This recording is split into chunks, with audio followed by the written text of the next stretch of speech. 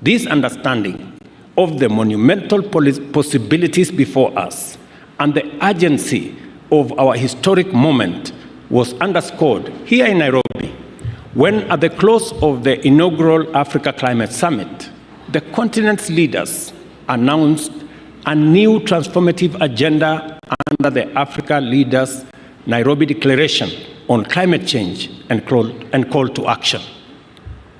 Among many significant pronouncements, the Nairobi Declaration emphasized the imperative of just, inclusive, equitable, and fair multilateral institutional architecture as a fundamental prerequisite for us to transform our immense potential into inclusive opportunities and sustainable prosperity for all of us. Fellow African leaders agreed at the summit that this would be by enabling our continent to industrialize for the world while also decarbonizing it using our abundant human, mineral, energy, and natural resources. The Honorable Raila Odinga has spoken extensively on the same. To actualize this ambition, the transformation must begin here at home in our continental institutions. Africa must aim at greater self-reliance and a more pronounced role in global governance.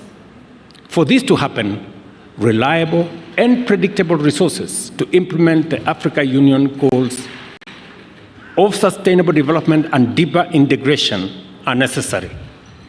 To this end, I want to promise Kenya is firmly committed to upholding the Kigali decision and will remain a strong contributor to the AU budget as a pioneer in implementing the 0.2% levy on eligible imports.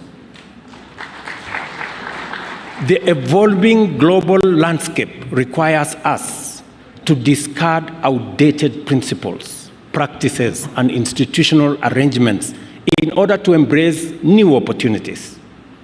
It is a fact that our continent is now a significant global player, and we must leverage this enhanced profile to our advantage. The success of our transformation will be measured in terms of the relevance and effectiveness of our policies in transforming Africa from the ground up. Moreover, to give all our people and nations a fair chance to seize emerging opportunities, the task of addressing the persistent problems of state fragility and forgotten conflicts while boosting humanitarian efforts must further escalate significantly as a critical priority for all of us. Accordingly, Kenya has committed significant resources to processes aimed at achievement of peace and stability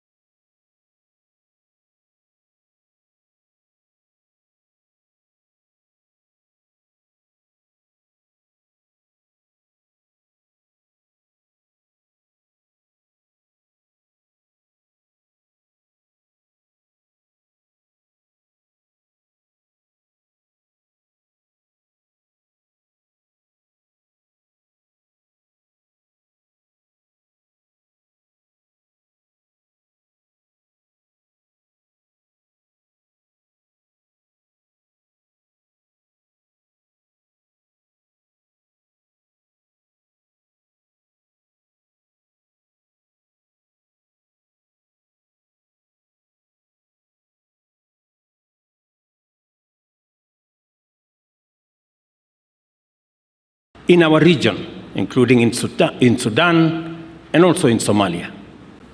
The complicated challenges arising from the prevailing geopolitical environment, including the impacts of war in Middle East and Eastern Europe, and the growing threats to cybersecurity at a time when humanity is increasingly reliant on technology and connectivity, which have intensified the dynamism and complexity of the operating environment of our institutions and require a flexible approach